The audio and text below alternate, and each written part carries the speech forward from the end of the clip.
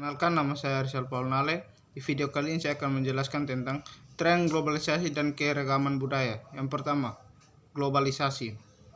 Pendidikan global adalah salah satu sarana agar siswa mengerti bahwa mereka adalah bagian dari masyarakat dunia.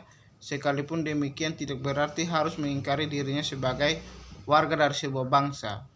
Contoh-contoh masalah dan isu yang sifatnya sebagai global adalah yang pertama, krisis energi, baik persediaan kandungan minyak bumi yang tersisa, masalah harga maupun penelitian tentang sumber-sumber energi pengganti. Yang kedua, jurang antara negara kaya dan miskin. Yang ketiga, kepadatan penduduk yang mendorong urbanisasi serta terjangkitnya penyakit-penyakit yang diakibatkan oleh kelaparan dan kemiskinan. Yang keempat, populasi yang meliputi seluruh lingkungan bumi seperti kerusakan hutan, pencemaran akibat industrialisasi, pencemaran udara, sampai lapisan ozon yang semakin menipis. Yang kelima, perang nuklir. Yang keenam, perdagangan internasional. Yang ketujuh, komunikasi. Yang kedelapan, perdagangan obat terlarang. Keragaman budaya.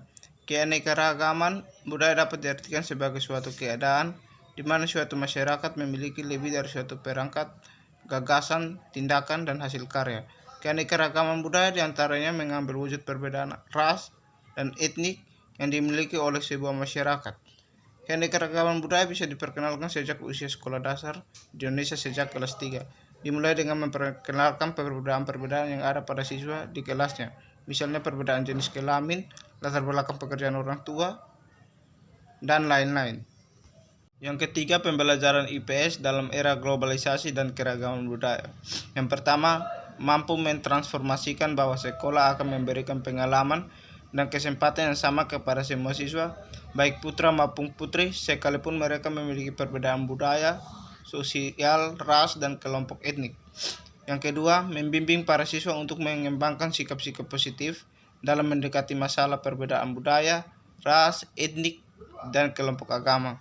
Yang ketiga, mendorong siswa untuk tidak jadi kelompok yang dirugikan dengan cara memberikan keterampilan dalam mengambil keputusan dan mengembangkan sikap-sikap sosial. Yang keempat, membimbing para siswa mengembangkan kemampuan memahami saling keterhubungan dan ketergantungan budaya dan mampu melihatnya dari pandangan yang berbeda-beda. Sementara pengajaran globalisasi dalam IPS harus mengandung tujuannya sebagai berikut. Yang pertama, mampu menanamkan pengertian bahwa sekalipun mereka berbeda tetapi sebagai manusia memiliki kesamaan. Berikut masalah-masalah lingkungan dan pendidikan lingkungan dalam pembelajaran IPS di SD. Manusia dalam kehidupannya baik secara individu maupun kelompok tidak bisa dilepaskan dari lingkungan sekitar, di mana ia hidup di lingkungan sekitar memberikan wahana bagi manusia untuk mengembangkan dan mengaktualisasikan dirinya sehingga tercapai tujuan yang diinginkan seperti kenyamanan, kesejahteraan, dan ketenangan dalam kehidupannya. Yang berikut masalah-masalah hukum, ketertiban, dan kesadaran hukum dalam pembelajaran IPS SD. Sebagai makhluk sosial, manusia akan saling berinteraksi satu sama lain. Di dalam interaksi tersebut akan ada benturan-benturan kepentingan antara individu. Apabila dibiarkan akan menimbulkan suasana yang tidak aman dan tertib. Oleh karena itu perlu adanya aturan-aturan baik tertulis maupun tidak yang bersifat mengikat dan memaksa agar individu atau anggota masyarakat menaati kumpulan aturan-aturan tersebut, kemudian dikenal dengan istilah hukum. Yang berikut masalah-masalah kesadaran hukum dan penelitian kesadaran hukum warga negara dalam pembelajaran IPS di SD. Yang pertama, masalah-masalah kesadaran hukum, penertiban atau masyarakat dan pengaturan pergaulan hidup. Yang kedua, penyelesaian pertikaian.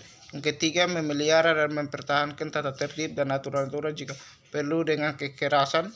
Yang keempat, pengubahan tata tertib dan aturan-aturan dalam rangka penyesuaian pada kebutuhan-kebutuhan dari masyarakat. Yang kelima, pengaturan tentang perubahan hukum harus mewujudkan fungsi-fungsi tersebut di atas agar ia dapat memenuhi tuntunan keadilan, hasil guna, dan kepastian hukum. Setiap hukum senantiasa ada sanksi. Biasanya bentuk hukum seperti ini adalah hukum tertulis atau hukum positif, contohnya peraturan lalu lintas. Berikut pluralisme budaya dan keanekaragaman etnis dalam pendidikan IPS SD. Yang pertama, kurangnya pengetahuan terhadap kebudayaan yang dihadapi. Yang kedua, sifat takut terhadap kekuatan dari kebudayaan lain atau inferioritas. Yang ketiga, memandang terlalu tinggi terhadap kebudayaan sendiri dan memandang rendah terhadap kebudayaan lain atau peranan superioritas. Sekian materi dari saya, terima kasih.